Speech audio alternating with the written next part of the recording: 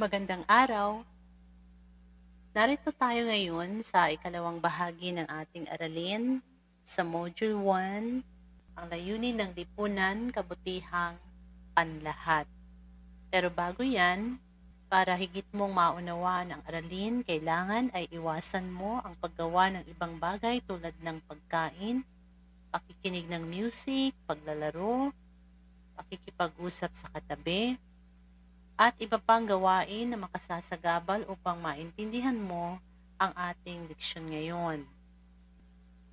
Ngayon naman ay pupunta tayo sa pagtalakay ng mga konsepto ng ating aralin.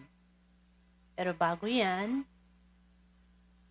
magkakaroon muna tayo ng pagbabalik-aral sa nakaraang pagtalakay. Ano ang mga pangunahing institusyon ng lipunan? Balikan natin yung ating mga natalakay na institusyon ng lipunan. Una, pamilya. Pangalawa, paaralan. Pangatlo, simbahan. Pang-apat, ekonomiya. At yung panlima ay pamahalaan. Okay. Susunod na tanong, ano ang mga katangian ng isang matiwasay na lipunan? Ang ilan sa mga ito ay walang karahasan, may kapayapaan, may pagkakasundo, nagtutulungan at nagkakaisa ang mga tao, at maraming iba pang mga siguro na isulat ninyo sa inyong mga kwaderno.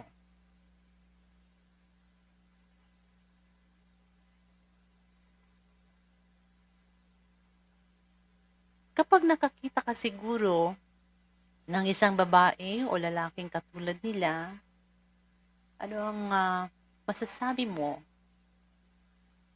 Wow! Ang sosyal naman nila. Ang sarap sigurong maging sosyal, ano? Pero alam mong hindi mo kailangang maging katulad nila para matawag kang sosyal. Bakit? Kasi ikaw ay isang sosyal na nilalang. Ikaw ay likas na sosyal dahil ikaw ay nilikhang sumasa lipunan. Isa kang panlipunang nilalang. Ang tawag natin dito sa Ingles, a social being.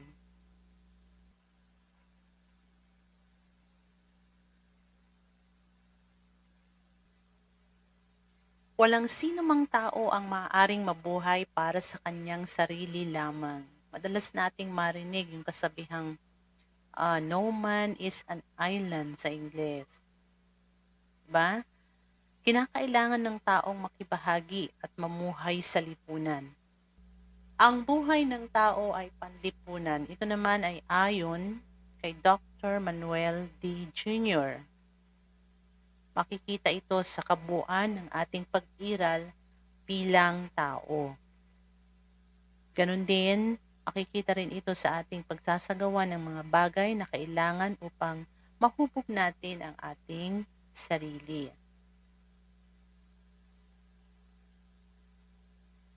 Ang ating mga gawain ay panlipunan. Bakit nasabi ito? Dahil natutunan natin yung ating mga gawain na kasama ang ating kapwa. Doon sa ating pamilya, doon natin unang natutunan yung mga gawain ito na itinuro ng ating mga magulang. Diba? Kaya nasabi na ang ating mga gawain ay panlipunan. Kasi ginagawa natin ito o ginagawa natin ang ating mga gawain na kasama ang ating kapwa-tao. Halimbawa nito, yung simpleng paglilinis ng bakuran. Sino ba ang nagturo sa atin ng paglilinis? Yan yung ating pamilya.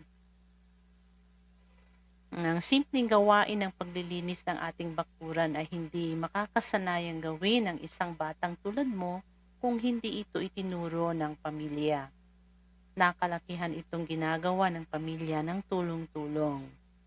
Mas nangingibabaw kaysa sa halaga ng mismong kalinisan ang pagsasama-sama at pagtutulungan.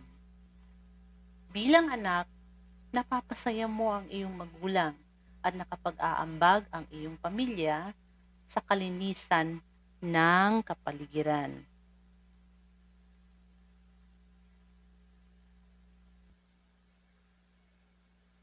Kahit ang pagnanais na mapag-isa ay panlipunan, di ba? Kaya minsan gusto mong mapag-isa. Bakit? Dahil nagtatampo ka sa isang tao o kaya naman ay marami kang mga tanong sa iyong sarili na nais mong masagot upang mas mapaunlad mo ang iyong kakayahan na makipag-ugnayan sa iyong kapwa. Kaya nga kahit na nag-iisa ka, parang kasama mo pa rin ang iyong kapwa kasi iniisip mo sila. Sa gitna ng pag-iisa, sinasaalang-alang mo pa rin ang iyong kapwa. Kung kaya ang ating pagiging kasama ng kapwa ay isang pagpapahalaga na nagbibigay ng tunay na kaganapan sa ating pagkatao. At ang pagiging kasama ng kapwa ay makakamit lamang kung makikilahok at makikipamuhay ka sa lipunan. Tandaan mo yan. Ulitin natin. Ang pagiging kasama ng kapwa ay makakamit lamang kung makikilahok at makikipamuhay ka sa lipunan.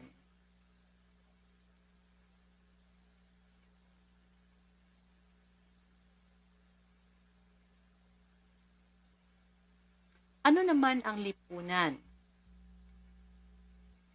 Ang salitang lipunan ay nagmula sa salitang ugat na lipon na nangangahulugang pangkat. Ang mga tao ay may kinabibilangang pangkat na iisa ang tunguhin o layunin.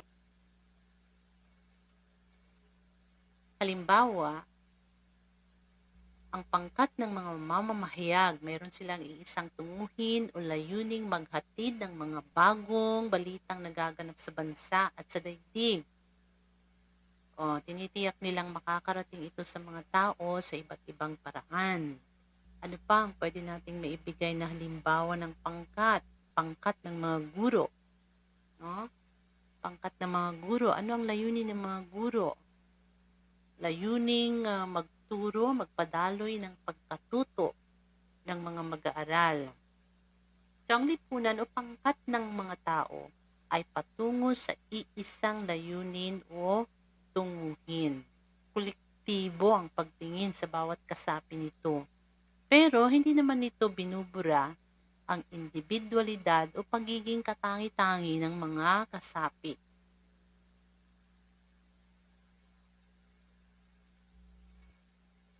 Ano ang komunidad?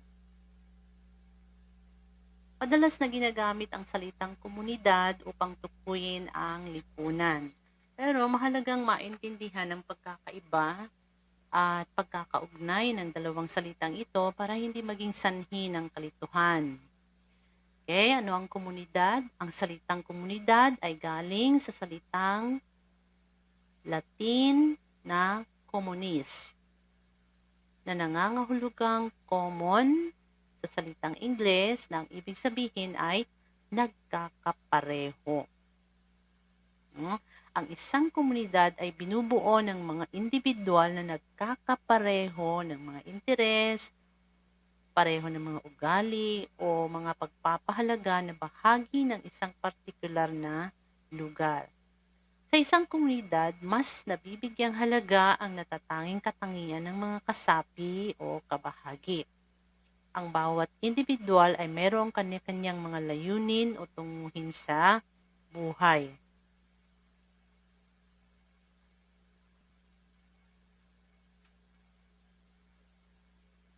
Mas magiging madali ang pag-unawa nito gamit ang halimbawa. Mayroong dalawang guro na nagtuturo sa magkaibang paaralan. Pero, wala silang malalim na ugnayan sa isa't isa. Limitado din ang nalalaman nila tungkol sa isa't isa. No? Ibig sabihin, hindi sila talaga magka-close. Ngunit, dumating ang pagkakataon na nagsama sila sa isang scholarship at sila ay naging magkaibigan, nagkakilala sila, naging magkumare at nabuo ang mas malalim pa nilang ugnayan sa isa't isa. Naniniwala ang isa na mayroong malaking maiaambag ang kanyang bagong kaibigan para sa paggabay sa kanyang anak, kung kaya kinuha niya ito na maging ninang ng kanyang anak.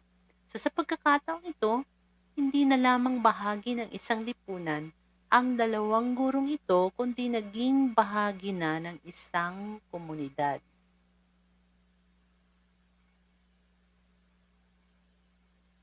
So, ulitin natin, yan ang dalawa pang konsepto na ating pinag-aralan ngayon.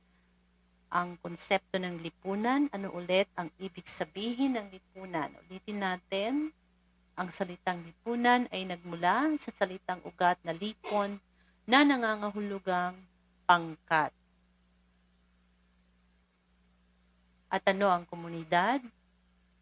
Ang salitang komunidad ay galing sa salitang Latin na communis na nangangahulugang common sa salitang Ingles na ang ibig sabihin ay nagkakapareho. Bago natin tapusin ang ating aralin sa araw na ito, maaari bang kunin ninyo ang inyong mga kwaderno at isulat ang 3 tanong na inyong sasagutin? Ang unang tanong, anong lipunan ang iyong kinabibilangan? Ulitin natin, unang tanong, anong lipunan ang iyong kinabibilangan? Pangalawa, ano ang inyong nagkakaisang layunin? Ano ang inyong nagkakaisang layunin?